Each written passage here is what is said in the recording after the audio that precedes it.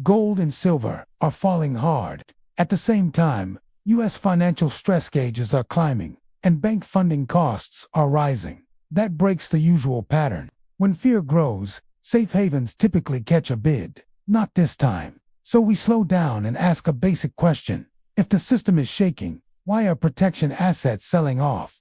This is not about a bad trading day. It is about correlations snapping. Gold and silver often rise when confidence fades.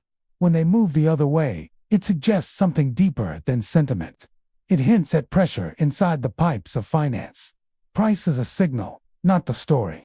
If metals are falling during stress, the market may be prioritizing cash over safety. That points toward liquidity strain, leverage unwinding, or forced positioning. In other words, the sell-off may not reflect belief, it may reflect necessity. And that leads us to the next layer. What rule just broke, and why does that signal matter now? What rule just broke? In normal cycles, rising financial stress pushes capital toward defensive assets. Credit spreads widen, bank stocks weaken, and investors rotate into gold and silver as protection. That pattern has repeated for decades. It is almost reflexive. Fear rises, metals catch a bid, but markets are not bound by tradition. They are bound by balance sheets. And when balance sheets tighten, behavior changes. When gold and silver fall during visible stress, it often signals something more mechanical than emotional. It suggests liquidity strain. In simple terms, someone needs cash. Not tomorrow. Now, to understand this, we look back at moments when correlations collapsed. In 2008, during the failure of Lehman Brothers, nearly every major asset sold off together. Stocks fell. Commodities fell. Even gold dropped sharply in the early phase. That was not because gold lost its long-term role. It was because institutions were scrambling to raise dollars. Margin calls were spreading. Collateral values were falling. The system needed liquidity, and the fastest way to get it was to sell what could be sold. We saw a similar pattern in March 2020. As global markets reacted to sudden shutdowns, there was a brief but intense dash for cash. Treasury markets became unstable, funding spreads widened. Again, gold initially sold off alongside risk assets. The response from the Federal Reserve was massive and rapid. Liquidity facilities were expanded. Asset purchases surged. Only after that intervention did metals regain momentum. These episodes reveal an important principle. In a liquidity event, everything liquid becomes inventory. Forced liquidation does not care about narratives. It does not care about long-term value. It operates through leverage. Many institutions hold assets using borrowed money. When prices fall or volatility rises, lenders demand more collateral. If borrowers cannot post additional funds, they must sell positions. They sell what is easiest to trade.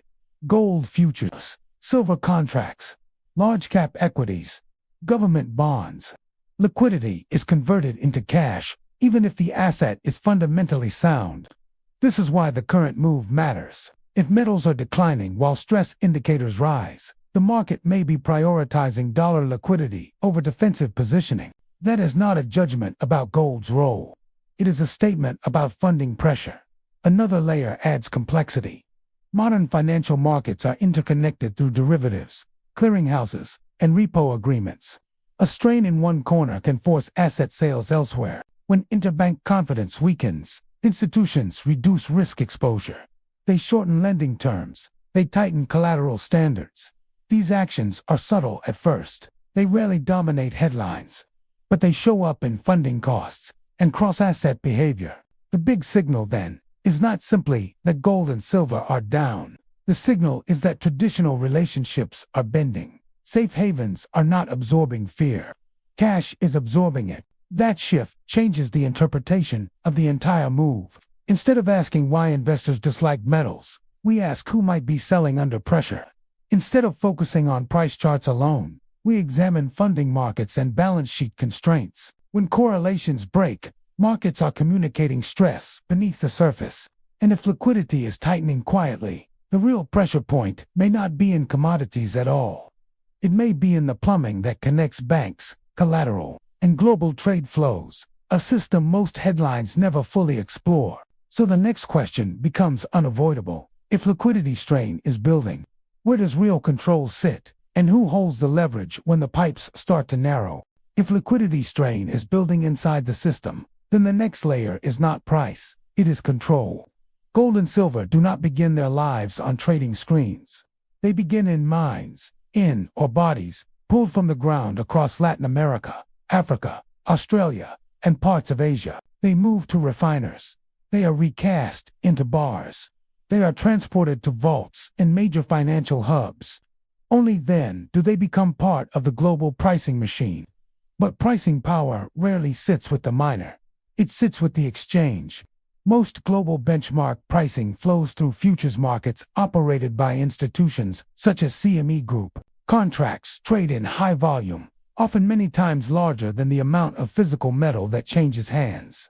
These contracts are cleared through centralized clearinghouses. Margin is posted. Collateral is adjusted daily. In normal times, this structure provides efficiency and liquidity. In stress times, it creates leverage. When funding conditions tighten, margin requirements can rise. Volatility increases. Participants must post more collateral to maintain positions. That collateral is often cash or highly liquid securities. If funding markets are strained, meeting those requirements becomes harder. The result is not philosophical selling. It is structural selling. At the same time, physical metal sits in vaults that are part of a global settlement network. Delivery points are concentrated in financial centers like New York and London. The metal may originate in one country, but settlement often occurs in another. That separation between origin and pricing adds another layer of power. Then there is the sovereign dimension. Central banks hold large gold reserves. The United States maintains one of the largest official stockpiles. China has steadily accumulated reserves over the past 2 decades. These holdings are not actively traded in daily markets, but they shape long-term strategic positioning. Gold at the sovereign level is not just an asset, it is monetary insurance. Silver introduces a different dynamic. Unlike gold, silver has deep industrial demand. It is used in electronics, solar panels, medical equipment, and advanced manufacturing. That ties its price not only to financial stress, but also to supply chain stability and energy transition policies. If factories slow, silver demand softens. If renewable investment accelerates, demand rises. So the real battle is not simply about whether prices move up or down this week. It is about who controls liquidity, who sets margin rules, who dominates settlement channels, and who holds strategic reserves. Markets are not purely emotional arenas. They are structured systems of contracts, collateral, and power. When stress intersects with that structure, outcomes can diverge from expectations, which leads to a deeper question. If pressure builds long enough, could the pricing of paper contracts begin to diverge from the physical market beneath them? If paper pricing can diverge from physical markets, the next step is to examine the currency layer that sits above both. Gold and silver do not trade in isolation. They are quoted in dollars. That means every move in metals is also a statement about the currency itself. When financial stress rises and metals fall, one explanation is simple. The dollar is absorbing demand. In periods of uncertainty, global investors often seek liquidity in US dollars because the dollar remains the core settlement currency for trade, debt, and reserves. That demand can strengthen the currency even while domestic stress indicators climb. The US Treasury market sits at the center of this system. It is the deepest pool of collateral in the world. Banks, funds, and foreign governments use treasuries to secure borrowing and manage reserves. When yields rise and remain elevated, as signaled by policy from the Federal Reserve, global liquidity conditions tighten. Higher rates increase borrowing costs.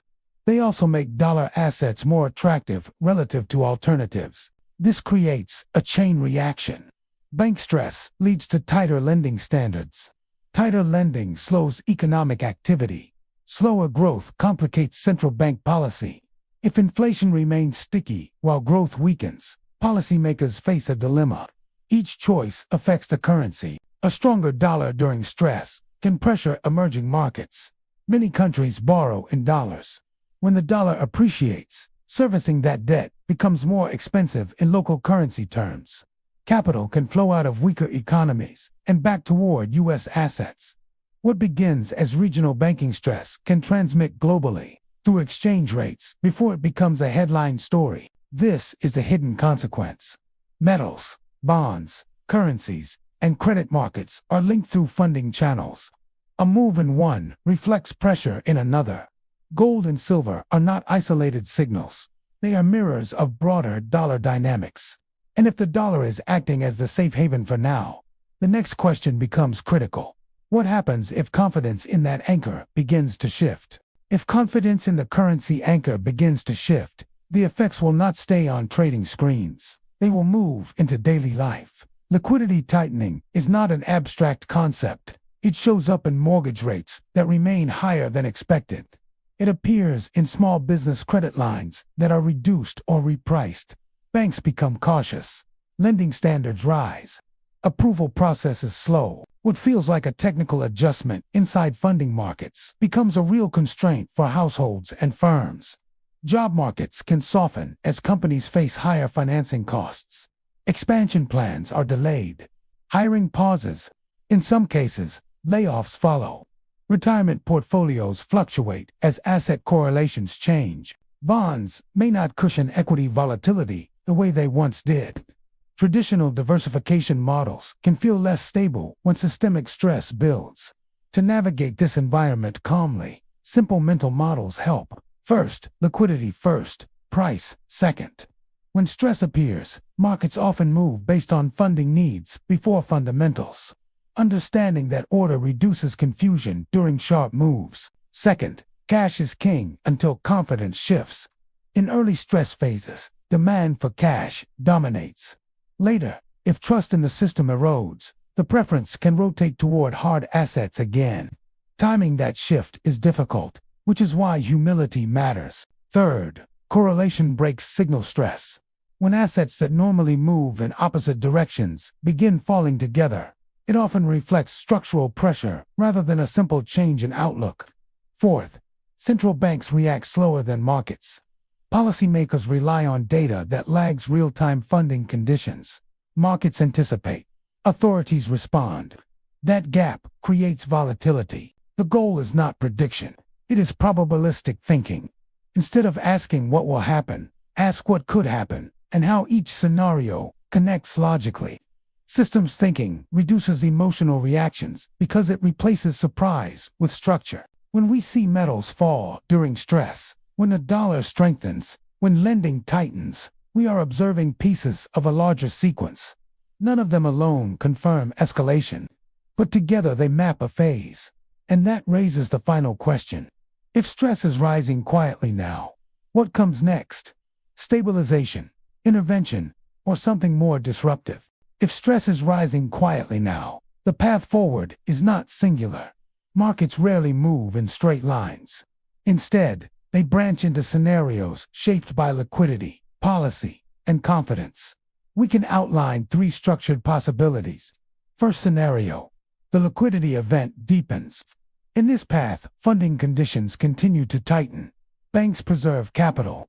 Lending standards rise further. Institutions prioritize cash and high-quality collateral. In that environment, metals can remain volatile. Gold and silver may not behave as classic safe havens in the early stages. Because balance sheet pressure dominates narrative positioning, correlations stay unstable. Assets that normally diversify portfolios may move together. This phase is mechanical, not emotional. It reflects stress inside the financial plumbing rather than a broad loss of faith in value. Second scenario, policy intervention accelerates. If funding markets show clear strain, the Federal Reserve has tools. Liquidity facilities can expand. Asset purchases can resume in targeted form. Regulatory flexibility can be introduced to stabilize banks. History shows that when liquidity injections are credible and large enough, market stress can reverse quickly. In that case, metals could regain upward momentum, not because fear alone rises, but because liquidity expands and real rates adjust. The dollar may soften, Risk assets may stabilize. This path depends on timing and political tolerance for renewed intervention. Third scenario, a delayed confidence shift. Sometimes stress builds slowly until a threshold is crossed. If trust in banks, sovereign debt, sustainability, or currency stability weakens more visibly, investors may rotate back toward tangible stores of value. In this phase, gold and silver respond not to short-term liquidity pressure, but to broader questions about long-term monetary stability. The shift would likely follow, not precede, clearer signs of systemic strain. Each of these paths carries uncertainty. None are guaranteed. Markets are adaptive systems influenced by policy decisions, global capital flows, and human behavior. The key is to recognize that price moves alone do not define the story. Context does. When gold and silver fall during financial stress, it may feel counterintuitive, but that divergence can reveal tension beneath the surface. The real story is not the visible crash. It is the condition of the pipes that move money between institutions, across borders, and through collateral chains. If this moment represents phase one of tightening, the next meaningful signal may not appear in metals at all. It may surface in credit spreads, interbank funding costs, or subtle changes in bank balance sheets. And when those indicators shift, the headlines may lag behind the data. So the question we carry forward is simple but important. What are credit markets telling us right now, and are we paying close enough attention to hear it?